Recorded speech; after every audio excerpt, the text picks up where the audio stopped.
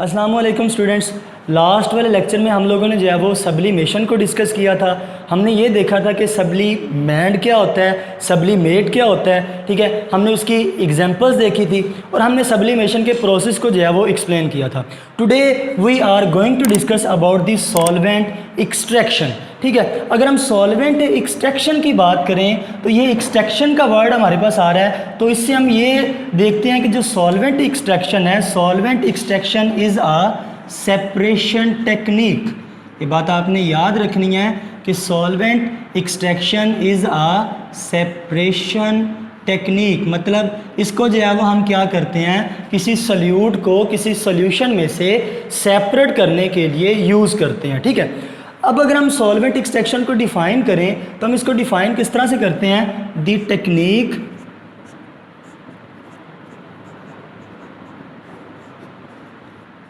which is used to separate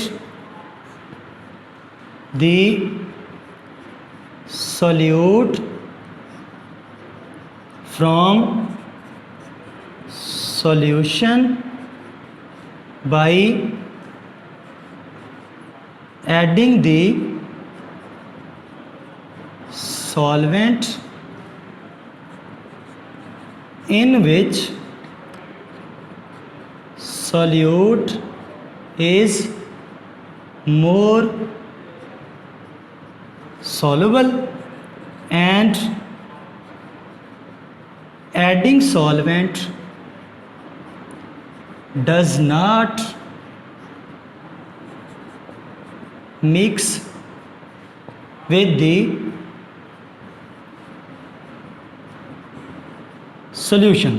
अच्छा देखें बेटा, यहाँ पर हम लोगों ने क्या बात किया है, हम लोग यहाँ पर ये बात कर रहे हैं कि हमारे पास है कोई सॉल्यूशन। हमारे पास क्या चीज़ है, हमारे पास है कोई सॉल्यूशन, लेकिन उस सॉल्यूशन में जो सॉल्यूट है हम क्या करना चाहते हैं, उस सॉल्यूट को सेपरेट करना चाहते हैं। अब हम क्या करेंगे कि बाहर से कोई ऐसा सॉल्वेंट ऐड करेंगे कि वो जो सॉल्यूट सॉल्यूशन में था वो सॉल्यूट उस सॉल्यूशन से निकले और वो किस में चला जाए, उस सॉल्वेंट में चला जाए जो कि आप बाहर से ऐड कर रहे हैं, ठीक है। तो इस तरह से हम क्या करेंगे कि उस सॉल्यूट को सॉल्यूशन से क्या कर लेंगे, सेपरेट कर लेंगे। और ये बात भी आपने याद रखनी है कि जो बाहर से आप सॉल्वेंट ऐड करवाएंगे, जो सॉल्वेंट आप बाहर से ऐड करवाएंगे, हमारा जो सॉल्यूट है पहले वाले सॉल्यूशन में इतना ज़्यादा सॉल्युबल नहीं था, लेकिन जो आप बाद में सॉल्वेंट ऐड करवा रहे हैं उसमें हमारा जो सॉल्यूट है वो ज़्यादा सॉल्युबल होगा, जिसकी वजह से वो सॉल्यूशन से पहले सॉल्यूशन से निकलेगा और जब जो सॉल्वेंट आपने ऐड करवाया है उसमें वो क्या कर जाएगा, मूव कर जाएगा। इसको हम एग्जाम्पल के थ्रू भी देखते हैं, ठीक है। अच्छा देखें, नेक्स्ट हमारे पास आता है कि सॉल्वेंट एक्सट्रैक्शन की करैक्टरिस्टिक्स कौन सी होती हैं। अच्छा सबसे पहले देखें तो जो सॉल्वेंट एक्सट्रैक्शन है ये हमारे पास एक इक्विलिब्रियम प्रोसेस है। ये बात आपने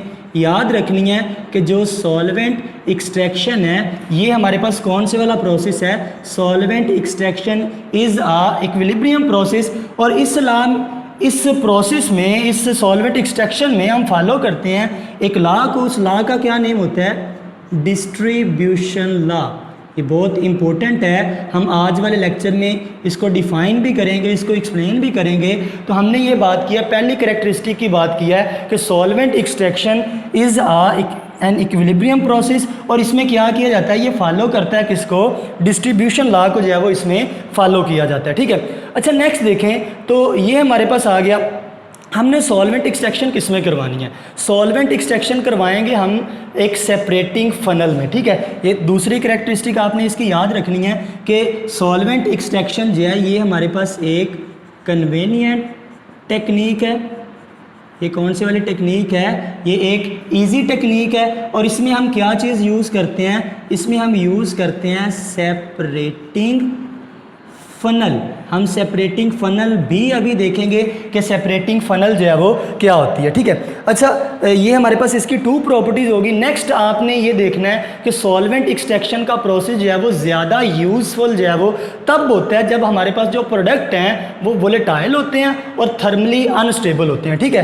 तो ये सॉल्वेंट एक्सट्रैक्शन का जो प्रोसेस है ये ज़्यादा यूज़फुल जो है वो कब होता है, जब जो हमारे पास प्रोडक्ट्स होते हैं वो प्रोडक्ट्स किस फॉर्म में होते हैं, या तो प्रोडक्ट्स हैं वो वोलेटाइल होते हैं, या प्रोडक्ट्स क्या होते हैं, वोलेटाइल होते हैं, या फिर वो जो प्रोडक्ट हैं वो थर्मली जो है वो अनस्टेबल होते हैं। थर्मली क्या होते हैं, अनस्टेबल होते हैं। तो ये थी हमारे पास इसकी कैरेक्टरिस्टिक। इक्विलिब्रियम प्रोसेस है, डिस्ट्रीब्यूशन लॉ को फॉलो करता है, ठीक है, कन्वीनियंट टेक्निक है, इजी टेक्निक है, इसमें सेपरेटिंग फनल को यूज़ किया जाता है, ठीक है। और ये यूज़फुल तब होता है जब हमारे जो प्रोडक्ट्स हैं वो वोलेटाइल होते हैं और वो थर्मली अनस्टेबल होते हैं, ठीक हो गया।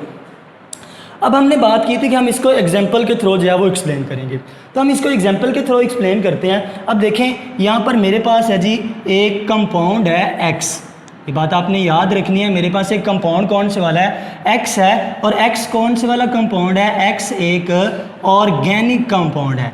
X कौन से वाला कंपाउंड है, X एक ऑर्गेनिक कंपाउंड है, ठीक है। अब मेरे पास है वाटर, मेरे पास क्या चीज़ मौजूद है, वाटर है, ठीक है। अब मैंने क्या किया कि इस ऑर्गेनिक कंपाउंड को मैंने किस में जो है वो ऐड करवा दिया, इस X को। X क्या चीज़ थी, X था एक ऑर्गेनिक कंपाउंड। मैंने क्या किया है कि इस ऑर्गेनिक कंपाउंड को जो है वो ऐड करवा दिया किसमें, वाटर में। ये तो कन्फर्म बात है कि ऑर्गेनिक कंपाउंड है तो वाटर के साथ इसकी जो फोर्सेस हैं वो मैच नहीं करेंगी, वो ये इतना ज़्यादा वाटर में डिज़ोल्व नहीं होगा, ठीक है। अब मैं क्या करता हूँ कि ये पार्ट है जी, इसको ओपन करता हूँ। ये मेरे पास स्टॉपर है और ये जिसमें हम रिएक्शन करवा रहे हैं इसको नेम देते हैं सेपरेटिंग फनल।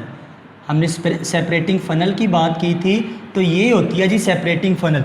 इसमें वाटर है, वाटर में हमने ऐड करवा दिया एक organic compound. Organic compound water के अंदर इतना ज़्यादा डिज़ोल्व नहीं होगा, ठीक है। अब मैं क्या करता हूँ, बाहर से जो है वो एक और सॉल्वेंट ऐड कर देता हूँ। बाहर से क्या करता हूँ, एक और सॉल्वेंट ऐड कर देता हूँ। और वो सॉल्वेंट मैं कौन से वाला ऐड करता हूँ, ईथर। बाहर से मैं कौन से वाला सॉल्वेंट ऐड कर रहा हूँ, ईथर ऐड कर रहा हूँ। जब मैं ईथर ऐड करूँगा तो ईथर जो है वो यहाँ पर आके जो है वो एक लेयर बना लेगा।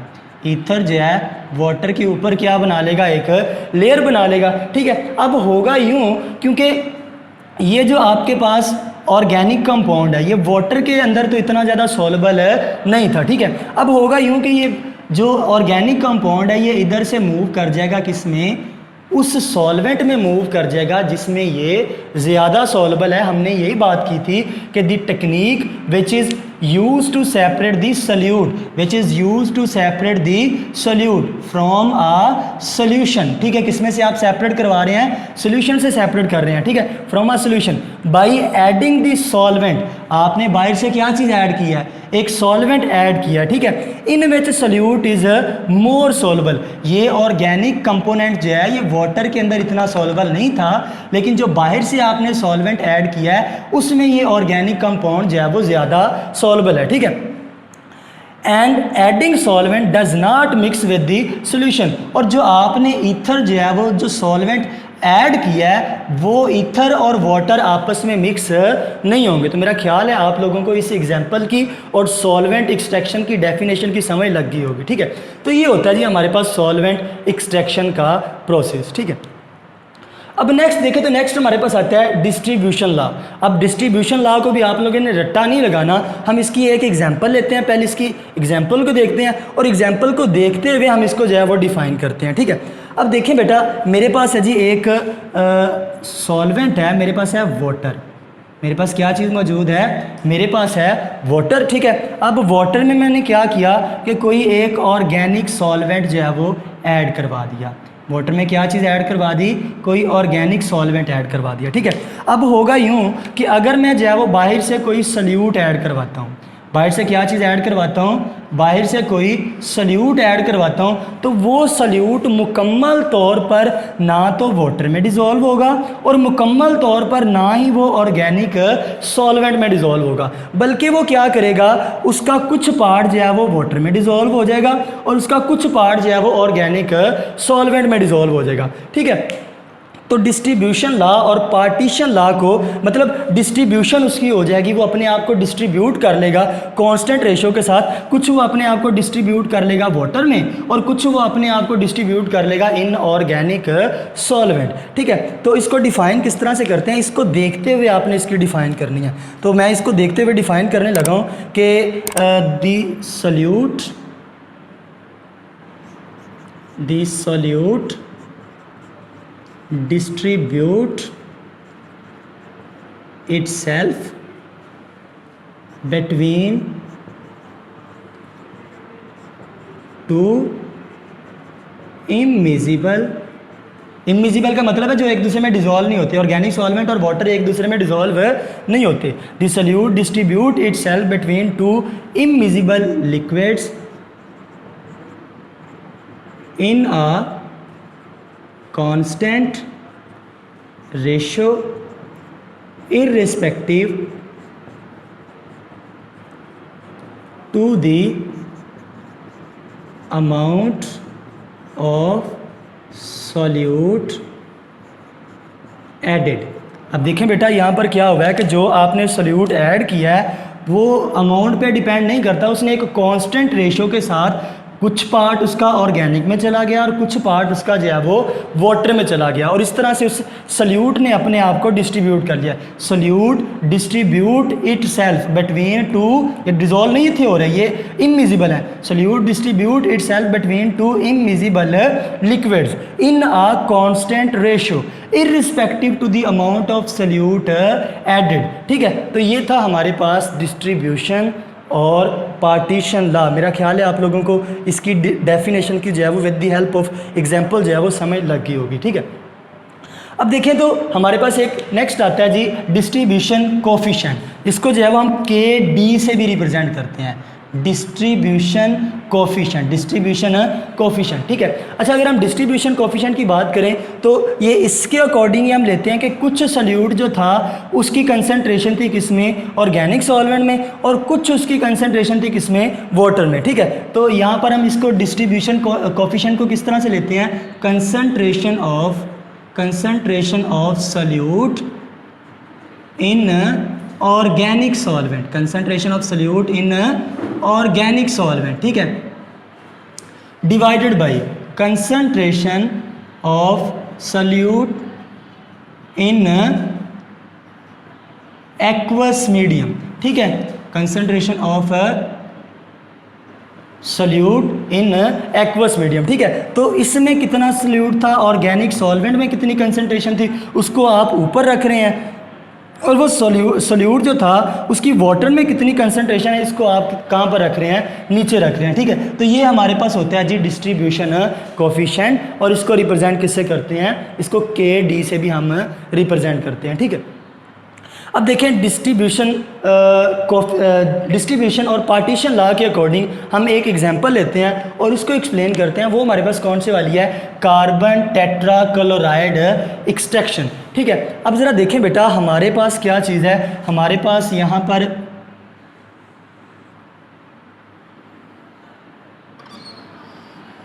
अच्छा यहाँ पर क्या है, यहाँ पर मैंने क्या चीज़ रखी हुई है, यहाँ पर है मेरे पास पोटाशियम आयोडाइड। यहाँ पर क्या चीज़ है, पोटाशियम आयोडाइड है। ठीक है, अब क्या करता हूँ कि पोटाशियम आयोडाइड को जो है मैं वाटर में डिज़ोल्व करवा देता हूँ। ठीक है, पोटाशियम आयोडाइड थी और पोटाशियम आयोडाइड को मैंने किस में डिज़ोल्व करवाया हुआ है, वाटर में डिज़ोल्व करवाया। अब जब पोटाशियम आयोडाइड को वाटर में रखेंगे तो ये क्या होगा, ये जो पोटाशियम आयोडाइड होगा ये कन्वर्ट हो जाएगा इनटू पोटाशियम आयन और आयोडाइड आयन। ठीक है, पोटाशियम आयोडाइड को वाटर में जब आप रखेंगे तो वो पोटाशियम आयन में और आयोडाइड आयन में जो है वो कन्वर्ट हो जाएगा। ठीक है, अब ज़रा देखें तो ऊपर से मैं क्या चीज़ ऐड करवा देता हूँ, इसमें मैं ऐड करवा देता हूँ आयोडीन, मोलेकुलर आयोडीन जो है वो मैं इसमें डिज़ोल्व करवा देता हूँ। अब आपको पता है कि आयोडीन जो है वो हमारे पास नॉन पोलर होती है, वाटर में वो डिज़ोल्व नहीं होगी। अब चूंकि वाटर में पोटाशियम आयोडाइड मौजूद था और वो आयंस में कन्वर्ट हुआ था, पोटाशियम आयन में और आयोडाइड आयन में, तो अब यहाँ पर ये होगा कि ये जो आयोडाइड आयन है, ठीक है, ये जो आयोडीन आपने ऐड किया ये रिएक्ट करेगी किसके साथ, आयोडाइड आयन के साथ। रिएक्शन यहाँ पर आपके पास होगा रिवर्सिबल, और ये हमारे पास किस में कन्वर्ट हो जाएगी, ये हमारे पास कन्वर्ट हो जाएगी I3 में, और ये हमारे पास होता है ट्राई आयोडाइड आयन। अब जो आयोडीन है ये तो वाटर में डिज़ोल्व नहीं थी होती, क्योंकि ये आयोडाइड आयन के साथ मिली है और ये कन्वर्ट हो गया इनटू ट्राई आयोडाइड आयन। अब ये iodine in the form of try iodide ion जो है वो वाटर के अंदर क्या हो जाएगी, डिज़ोल्व हो जाएगी। अगर हम मोलेकुलर आयोडीन का कलर देखें तो ये आपके पास होता है पर्पल, ठीक है। और अगर हम ट्राई आयोडाइड आयन का कलर देखें तो ये हमारे पास होता है ब्राउन कलर, ठीक है। तो अब ज़रा देखें तो हमारे पास आहिस्ता आहिस्ता ब्राउन कलर जो है वो यहाँ पर, सॉरी पर्पल कलर जो है वो यहाँ पर किस में कन्वर्ट हो जाएगा, ब्राउन में। तो यहाँ पर जो है वो जब आप आयोडीन डिज़ोल्व करवाएंगे तो यहाँ पर कलर कौन सा हो जाएगा, ब्राउन कलर हो जाएगा। हम लोग ये वाला जो एक्सपेरिमेंट है इसको लैब में भी करके देखेंगे। मैं आपको लिए लैब में करवा के बताऊँगा कि सॉल्वेंट एक्सट्रैक्शन अगर आयोडीन को हम सेपरेट करना चाह रहे हैं तो with the help of carbon tetrachloride कैसे सेपरेट करते हैं, ये हम लेबोरेटरी में, लैब में भी करेंगे, ठीक है। तो यहाँ पर इसका कलर कौन सा हो गया, ब्राउन हो गया, ठीक है। अब मैं इसमें ऐड करवा देता हूँ जी कार्बन टेट्राक्लोराइड।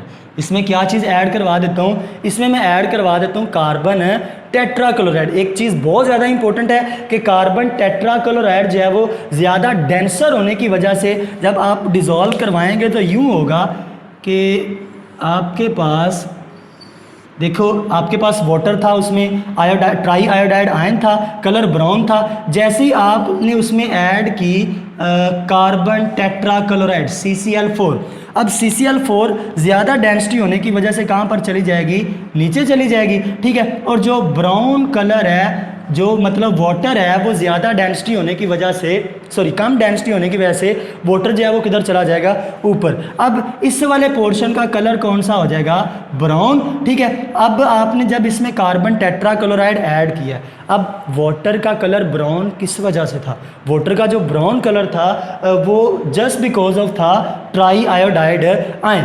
अब आयोडीन जो है वो वाटर के अंदर इतनी ज़्यादा सॉल्युबल नहीं है। अगर आप कार्बन टेट्राक्लोराइड की बात करें तो कार्बन टेट्राक्लोराइड में आयोडीन जो है वो ज़्यादा सॉल्युबल होती है। अब होगा यूँ कि ये आहिस्ता आहिस्ता ये वाला जो ब्राउन कलर है ये फेड होना स्टार्ट हो जाएगा, और इधर से जो आयोडीन है वो in the form of iodine molecule, ठीक है। यहाँ पर ट्राई आयोडाइड आयन की फॉर्म में थी और यहाँ पर आयोडीन जो है वो मॉलिक्यूलर फॉर्म में किधर जाना स्टार्ट हो जाएगी, कार्बन टेट्राक्लोराइड में जाना स्टार्ट हो जाएगी।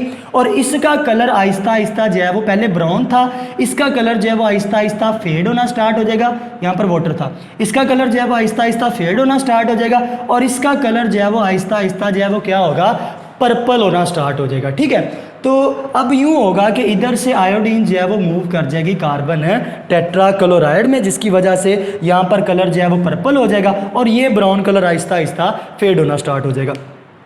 अब ज़रा यहाँ पर देखें तो यहाँ पर हमारे पास क्या होता है कि जो आयोडीन है, क्योंकि वो नॉन पोलर है, वो कार्बन टेट्राक्लोराइड में ज़्यादा जाएगी, तो ऑलमोस्ट, ये आप लोगों ने एक्स्ट्रा से लिख लेना है, ऑलमोस्ट जो आयोडीन होगी वो 85 टाइम्स जो है वो ज़्यादा होगी इन CCl4।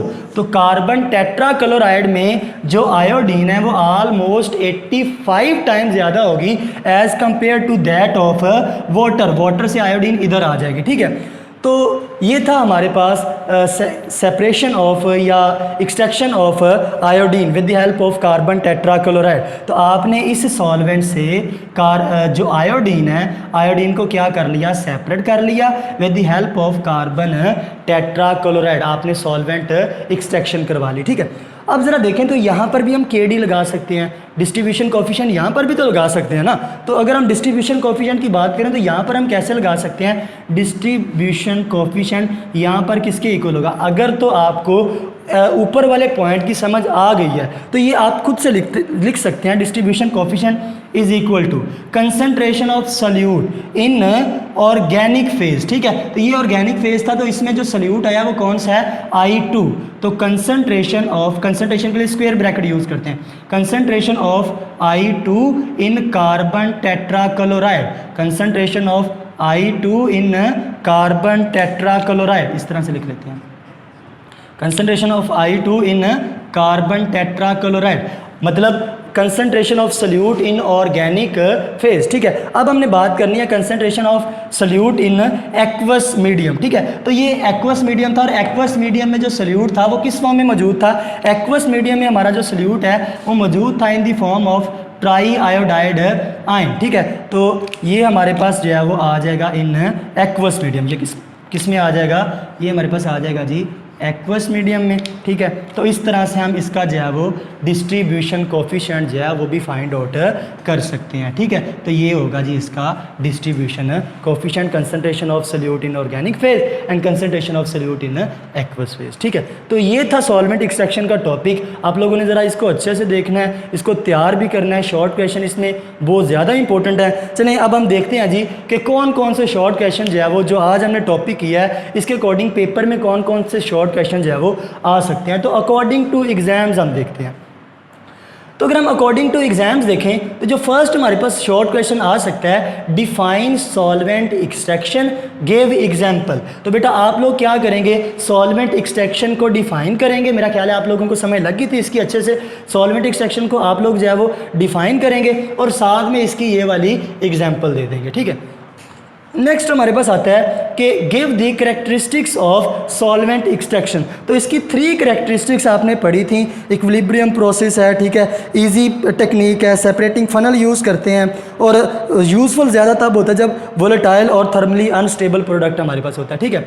व्हाट इज़ डिस्ट्रीब्यूशन और partition law? One of the most important short question according to Lahore board के डिस्ट्रीब्यूशन और पार्टीशन लॉ को जो है वो डिफाइन करें। तो ये आपने डिस्ट्रीब्यूशन लॉ को डिफाइन किया था। इसको इजी बनाने के लिए हमने यहाँ पर एक एग्जांपल ली थी, ठीक है, डिफाइन किया था और साथ में आप इसकी एग्जांपल भी दे सकते हैं। तो नेक्स्ट हमारे पास आते हैं जी व्हाट इज़ डिस्ट्रीब्यूशन कोफिशिएंट। तो डिस्ट्रीब्यूशन कोफिशिएंट हमने क्या किया था? Concentration of solute in organic solvent divided by the concentration of solute in aqueous medium. तो बेटा इसको अच्छे से देखना है। इसके जो शॉर्ट क्वेश्चन हैं ये भी आप लोगों ने तैयार करने और इस टॉपिक को तैयार करना है।